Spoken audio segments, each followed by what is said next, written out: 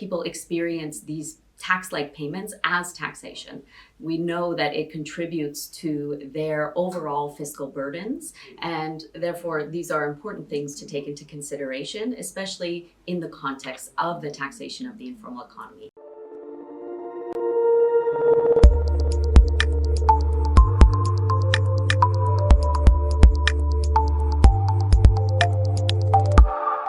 I'm Max Gallien. I'm a research fellow at the Institute of Development Studies and at the International Center for Tax and Development, where I've been for about 5 years now. And I'm Vanessa Boogaard. I'm also a research fellow at the International Center for Tax and Development. I'm based at the University of Toronto. With Max, I lead the research program at the ICTD that focuses on tax and informality. I think there's a tendency to think of informality as something that is somewhat peripheral to taxation, but it really is quite central to it. If we think of the labor force in most lower income countries, the vast majority of people in that labor force are in the informal economy.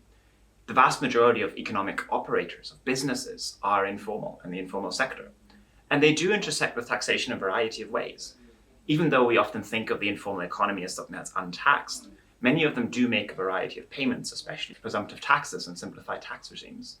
And even though those payments can be quite small, especially for low-income operators and kind of working poor, those can add up to very substantial burdens.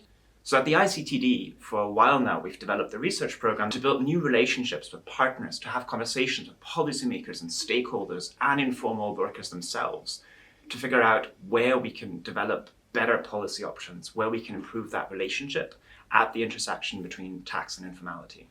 That's right.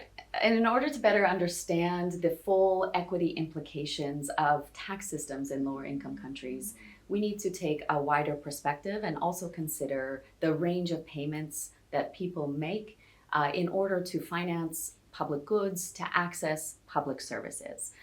This is why our research program focuses not just on government strategies to tax the informal economy, but also on informal taxation, trying to get a better understanding of how people in lower income countries actually engage with taxation and service delivery, and what goes into the funding of essential public services like schools and healthcare. So if you're interested in attempts to tax informal economies or the tax burdens that people in informal economies face, if you're interested in zakat or other informal taxes, if you're interested in taxation and informality more broadly, do get in touch with us. We're always excited to have new conversationships, new partnerships, and new research at this intersection.